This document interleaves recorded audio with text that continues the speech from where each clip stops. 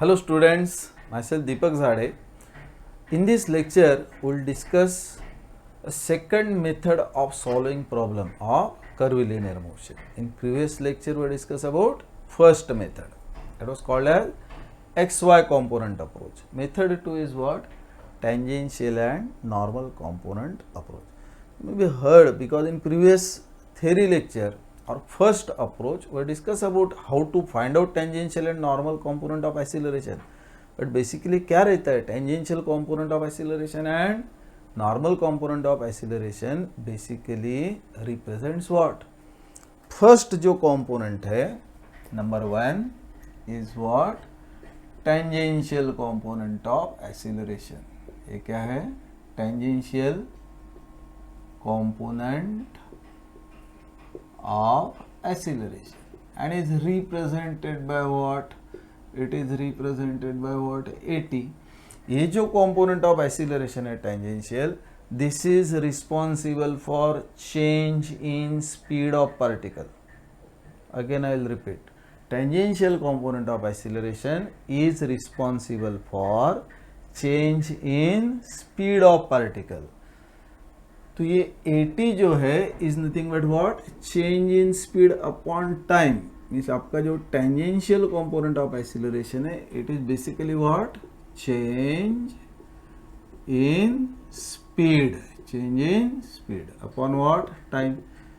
अभी change in speed कैसा करते हैं? Change if you want to find out it is always what? Final minus initial. That mean change in speed कैसा लिखेंगे? Final speed. ये क्या हो जाएगा? Final speed minus initial speed. Final minus initial upon what? Time. You know final speed is represented by what? V. Initial is represented by U divided by time is what? T. And AT आ गया, right? Means it is what? V minus U upon T. Correct? और kinematics का equation सबको पता है ना? देखो ये equation सबको पता है.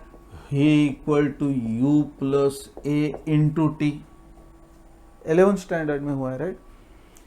ये जो एक्सीलरेशन है ना, ये इक्वेशन उसमें रेक्टिलिनियर मोशन में यूज किया था, तो ये actually tangential component of acceleration है.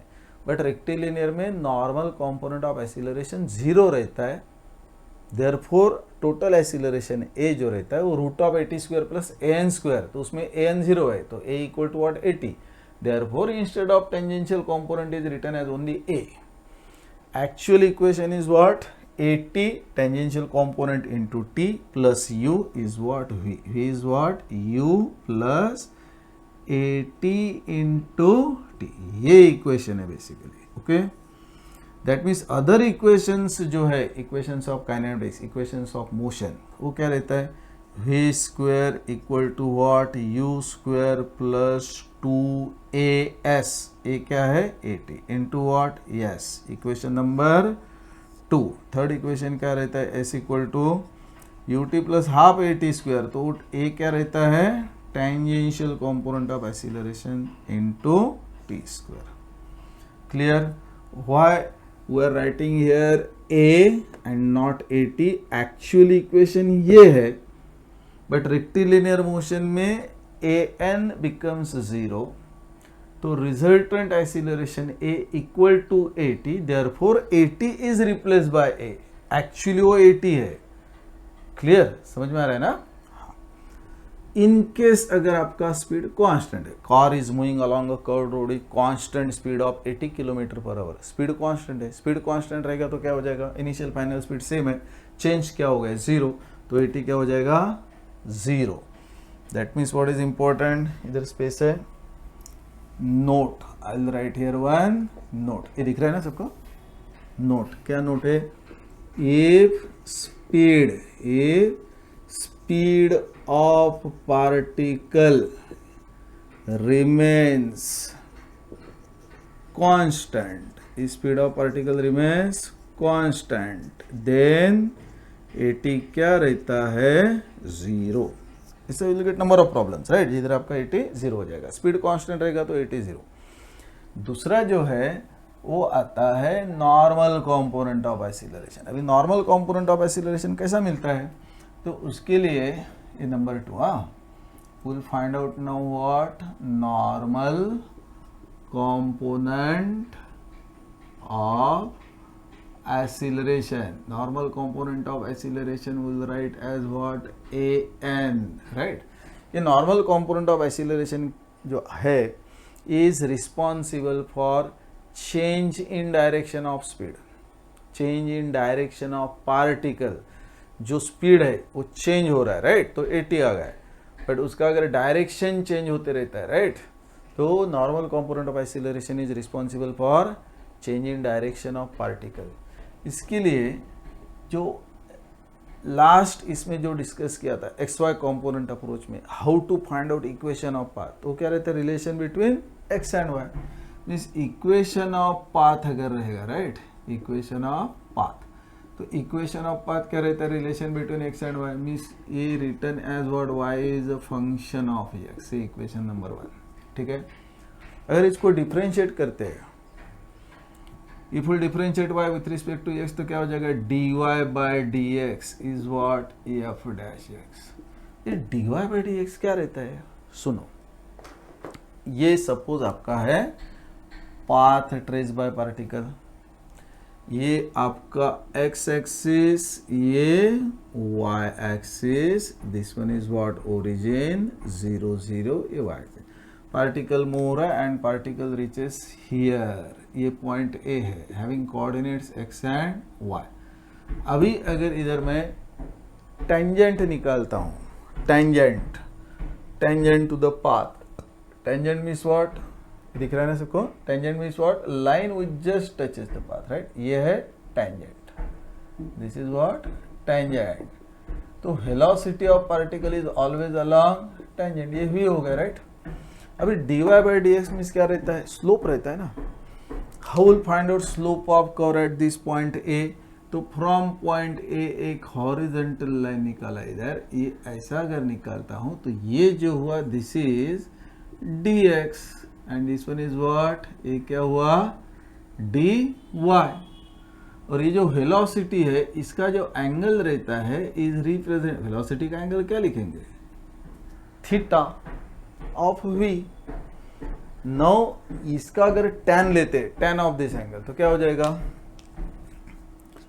tan of angle theta v is what? dy by dx. Simple, opposite upon adjacent. देखो उसमें थीटा v निकालने के लिए क्या किया था? और एंगल थीटा v, वेलोसिटी का अगर एंगल निकालना है, vx निकालो, vy निकालो, देन क्वाड्रेंट रिप्रेजेंट करो, then tan inverse of vy upon vx. इधर तो डिफरेंशिएट करेंगे तो dy बाय dx आया, मीन्स स्लोप आया, and slope is nothing but tan of theta v. Means आपका angle theta v becomes what? tan inverse of what? dy by dx means what? Slope ना. एकदम simple, direct आ जाता है, right? That means dy by dx is what? f dash of x is what?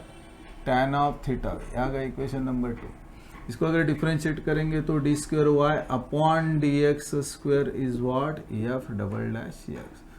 तो बोलेंगे sir ये इतना क्या, what is the use of this one? अरे ये जो D Y by D X and D square Y upon D X square है ना, इधर से radius of curvature of path आता है रो. कैसा आता है? 1 प्लस ये जो D Y by D X है ना स्लोप, इसका क्या करने का? Square complete. ये स्क्वायर किसका है? स्लोप का. Raise to power what? 3/2. 1 plus slope square जो आएगा bracket raise to 3/2 divided by what? D square Y upon D X square. In case अगर ये निगेटिव आता है तो will take what? Mod, because radius of curvature of path is what? Always positive. अब ये रो मिल गया, ये जो इंफॉर्मेशन इधर से आपको स्पीड मिल जाएगा, तो नॉर्मल कंपोनेंट ऑफ एक्सीलरेशन जो है इज व्हाट? मैग्नीट्यूड क्या रहता है? V square upon rho. इधर से an मिल गया, फ्रॉम फर्स्ट इंफॉर्मेशन आपको 80 मिल गया, इधर से an मिल गया. दैट मीन्स रिजल्टेंट एक्सीलरेशन जो है, resultant acceleration a is what? दोनों कंपोनेंट पता है तो root of 80 square plus an square. यही मैं आपको इधर जो बोल रहा था ना, v इज u प्लस 80, इधर a क्यों लिखा? 80 क्यों नहीं है? तो ये 80 है, बट आपका रेक्टिलिनियर मोशन में नॉर्मल कंपोनेंट अगर 0 हो गया है तो ये 0 डालेंगे तो भाई a equal to root of 80 square means a equal to 80, दोनों सेम हुआ, इसलिए 80 is written as what, a in rectilinear motion. Now when will use this method in, note down, note करो, in any problem, right, in any problem. Suppose information related to tangential component of acceleration is given, means what, अगर speed change होता है तो initial speed, final speed, time ये दिया है तो 80 मिल सकता है, या इनिशियल फाइनल स्पीड दिया है, कुछ डिस्टेंस ट्रेवल दिया है. Using this three equation 80 possible हो जाएगा. Means any information related to tangential component of acceleration. In some problems में भी दिया है कि स्पीड ऑफ पार्टिकल क्या हो गया, कांस्टेंट है, तो 80 0 हो जाएगा. इस फर्स्ट पार्ट क्या है, any information related to tangential component of acceleration is given. And other part क्या है, इक्वेशन ऑफ पाथ दिया है. इक्वेशन ऑफ पाथ से क्या मिल गया, dy बाई डी एक्स मिल गया, d square y upon D x square मिल गया, तो इधर से रो मिलता है. जैसे रो मिल गया तो a n is v square upon rho, तो नॉर्मल कंपोनेंट मिल गया. Means any information related to tangential component of acceleration is given and equation of path, जिससे आपको रो मिलता है. कभी कभी डायरेक्टली रो देते हैं, इसलिए if equation of path or radius of curvature of path is given, then we'll use tangential and normal component approach. Clear? When we'll use this method, again I will repeat, very important, right? If any information related to tangential component of acceleration is given and equation of path or radius of curvature of path is given, then we will use tangential and normal component approach. Clear? In next lectures we will discuss questions, problems from various universities on curvilinear motion. Okay, clear? Any doubt? Chalo, thank you, bye bye, take care.